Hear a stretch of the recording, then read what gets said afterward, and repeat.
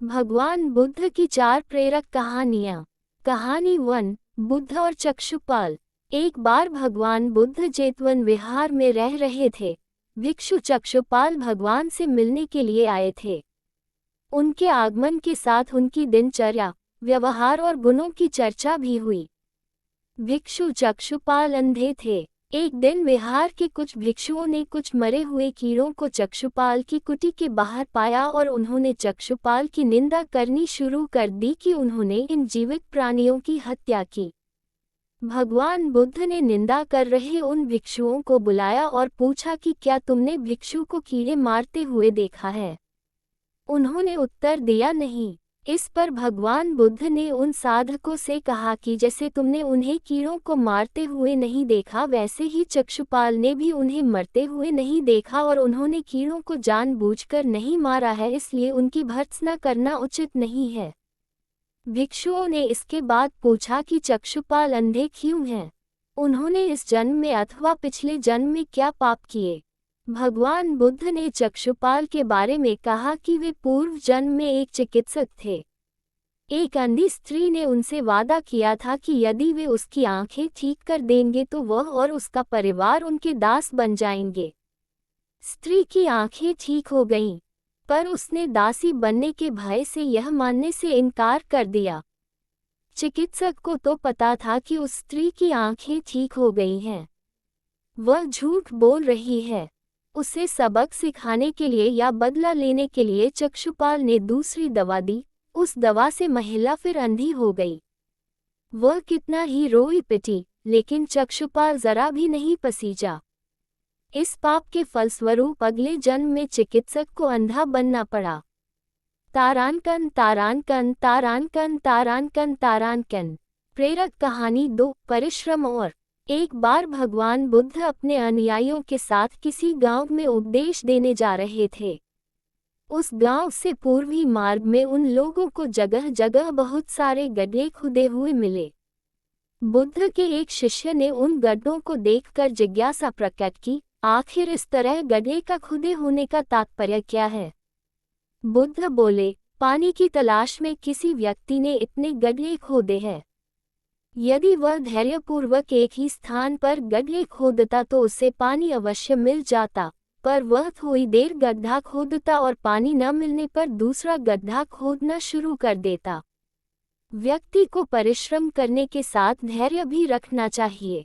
तारानकन तारानकन तारानकन तारानकन तारानकन तारानकन तारानकन। प्रेरक कहानी 3, अमृत की खेती। एक बार भगवान बुद्ध भिक्षा के लिए एक किसान के यहाँ पहुँचे। तथागत को भिक्षा के लिए आया देखकर किसान उपेक्षा से बोला, श्रमण में हल जोतता हूँ और तब खाता हूँ। तुम्हें भी हल जोतना और बीज बोना चाहिए और तब खाना खाना चाहिए। बुद्ध ने कहा, महाराज, मैं भी खेती ही करता हूँ। इस पर किसान को जिज्ञासा हुई और वह बोला, मैं न तो तुम्हारे पास हल देखता हूँ, न बैल और न ही खेती का स्थल। तब आप कैसे कहते हैं कि आप भी खेती ही करते हो? आप कृपया अपनी खेती के संबंध में समझाएं। बुद्ध ने कहा, महाराज, मेरे पास श्रद्धा का बीज, तपस्या रूपी वर्षा और प्रजा रूपी जोत और हल है। पाप भीरुता का दंड है, विचार रूपी रस्सी है, स्मृति और जागरूकता रूपी हल की फाल और पेनी है। मैं वचन और कर्म में संयत रहता हूँ। मैं अपनी इस खेती को बेकार घास से मुक्त रखता हूँ और आनंद की फसल काट लेने तक प्रयत्नशील रहने वाला हूँ। अप्रमाद मेरा बैल है जो बाधाएं देखकर भी पीछे मुंह नहीं मोड़ता है। वह मुझे सीधा शांति धाम तक ले जाता है। इस प्रकार मैं अमृत की खेती करता हूँ। प्रेरक कहानी 4, दान की महिमा। भगवान बुद्ध का जब पाटलिपुत्र में शुभागमन हुआ तो हर व्यक्ति अपनी अपनी सांपत्तिक स्थिति के अनुसार उन्हें उपहार देने की योजना बनाने लगा। राजा बिंबिसार ने भी कीमती हीरे, मोती और रत्न उन्हें पेश किए। बुद्धदेव ने सबको एक हाथ से सहर्ष स्वीकार किया। इसके बाद मंत्रियों, सेठों, साहूकारों ने अपने अपने उपहार उन्हें अर्पित किए और बुद्धदेव ने उन सबको एक हाथ से स्वीकार कर लिया। इतने में एक बुढ़िया लाठी टेकते वहां आई। बुद्धदेव को प्रणाम कर वह बोली, भगवन, जिस समय आपके आने का समाचार मुझे मिला, उस समय मैं यह अनार खा रही थी।